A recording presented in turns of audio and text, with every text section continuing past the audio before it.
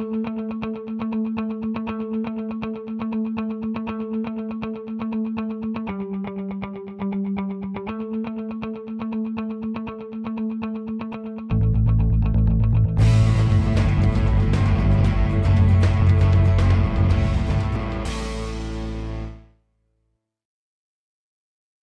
morning. Welcome to the Marcellus Connection today.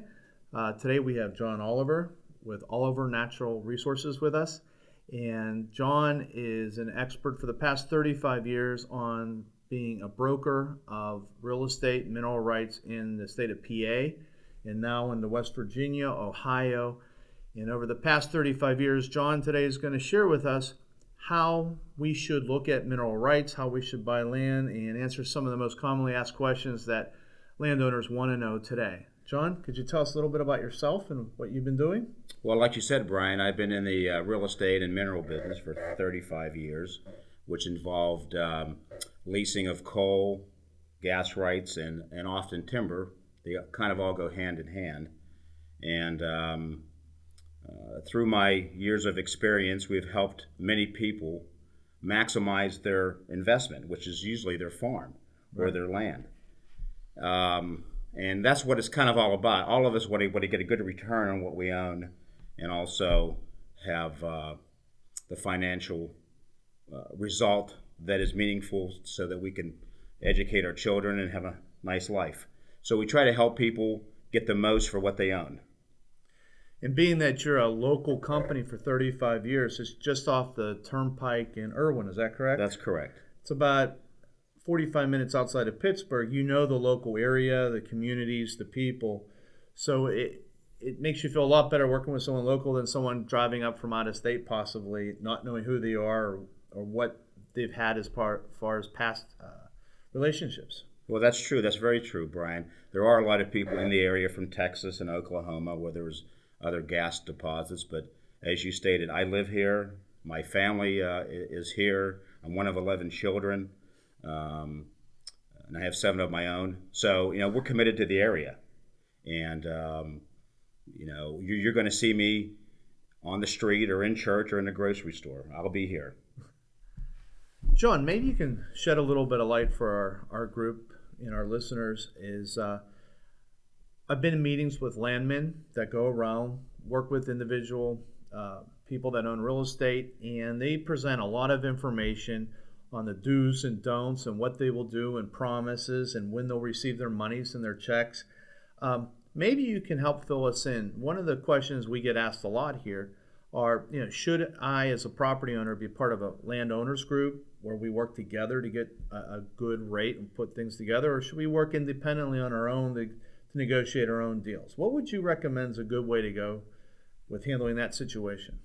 Bryan, that was a very good question. That's commonly asked, and the best way I can put it is that you usually get better results in a group because most of the drilling companies need at least 600 acres in a unit. So unless you own 600 acres yourself, you're going to need to pull together your neighbors, and that makes the bidding process more attractive, and therefore more bonus money is paid. And bonus money is what's paid for a landowner just to sign a lease. They usually want a 5-year prepaid lease, and that money is given to the owners in advance and is not part of the royalty. In addition to the bonus money, there is the royalty. And you usually get a higher royalty rate the more land that you can pull together. John, another question we get asked a lot is, how do people know if they own the natural gas rights to their property? Well, the best way to know that is to have an oil and gas title search done. And those are quite expensive.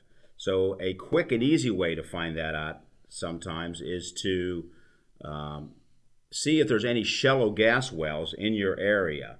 Most of the gas and oil wells were drilled after 1850 when Colonel Drake discovered oil in Titusville.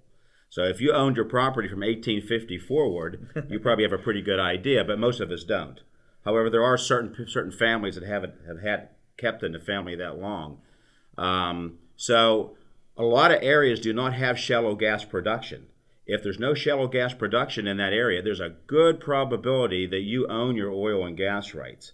But commonly, first thing I do is look at the deed, and the deed will have a reservation on there for oil, gas, or coal. If there's no reservation, then the second issue is your gas rights held by production, meaning that there's a shallow well somewhere in the neighborhood, if it's not on your property, because your property probably is a piece of a larger tract that was parceled off over the years. So I can give you some examples of areas where there's a lot of gas production and where there isn't gas production. But however, the best way and the truest way to know is to have a title search done involving the oil and gas. And they usually go back, like I say, into the 1800s on that kind of title search, where a typical title search for residential or commercial real estate is 60 years. An oil and gas search is going to be 200 years plus. John, with all the research and all the time that goes into this, once somebody realizes their property has gas on it, what would be the time frame for someone to research this, negotiate a land deal? Are they able to do this in a month, 6 months? What's the average time to find out how to go about this? Well, what has been going on lately, like with the Chesapeakes, the ranges, is they'll go into an area and they'll bring in a lot of land agents, and they'll just do a blitz leasing campaign. And then they pull up stakes, so to speak, and they move into a different county, a different township. After that point, their interest becomes less and less and less in your area. So sometimes you have to strike while the iron's hot. I deal with some people say, I'd rather just wait. They'll come back. But sometimes that's not always the case. So the properties that are going to get drilled first are the ones that are closest to a pipeline, either an existing pipeline of 6 inches or greater, or a pipeline that's going to be run. So your quickest return is going to be if you're near a pipeline or in an area that has been designated as an area that a major gas company wants to acquire leased acreage. So I would take it you're an expert in the industry, knowing where these pipelines are at, who owns the majority of the lands, whether it's Ranger or Chevron, or who has the majority of the land bought up for that area or leasing it, so you can help put together the landowner groups or the people looking at their property as far as acquiring that and working their way through to the end quicker and easier than trying to do this on your own? That's correct. We work also with other consultants like geologists and attorneys, and we have a good idea of what the gas companies are looking for and how to best package that to get the highest result. And of course, the highest result, again, is usually how much money you get and how much protection you get for your property. If you're living there, obviously you have concerns like water, fencing, how much acreage would be taken to drill a well. If you even want a well drilled on your property, we do what's called non-developmental clauses and leases. There's a lot that goes into a lease, because once you sign a lease, that's a huge long-term commitment, and you want to make sure it's to your benefit. Well, you mentioned a lot of things with a lease to put in there. Water treatment, I know they have to have access to your land, the roads. How much liability do I have as a landowner when I sign a lease? Well, that's a broad question, Brian, and I can't really give you an exact, quantitative dollar amount. But you want to protect yourself, and you do want to put in your lease where the liability would fall back onto the gas company. I mean, if there's an explosion at that well, if there's leakage, if there's water issues that would cause damage, you want to make sure that you're not held liable for that. So those are all good questions, and that's that. We also, like I say, we work with various law firms to make sure that the lease document is prepared in such a way that you're protected. And I guess one of the last questions, so I don't keep you here all day, but these are great answers to questions everybody throws at me all the time. But one of the biggest one is, how long do I have to wait to get paid? I've had some people out there that signed off on a lease agreement and they're waiting to get paid, or when do the royalty checks come in? Do they come in within 30 days of drilling, 90 days of drilling? Maybe you can give us some insight on averages and how that would work for the average landowner. There's two forms of income derived from signing a lease. One is the upfront bonus money that's paid, which is the incentive for you to sign a lease. The second source of income is a royalty. The bonus money is normally paid in 90 days or less.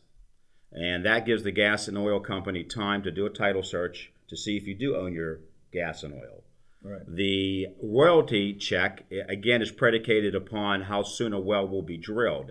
And that again, is based on, is there a pipeline in the area? That's a little harder one to get a commitment from a gas and oil company. But the true money is made is in the royalties, not in the upfront bonus money.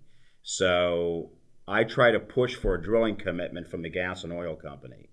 And as you probably can be aware, in Pennsylvania alone, there's hundreds of thousands of acres, and there's, the probability of getting yours drilled sooner than later is a bit challenging because of this mass amount of acreage that's available for drilling. But in the world of investing, sooner is better than later, and more is better than less. So we try to get you the most money up front and get the quickest drilling commitment that we can.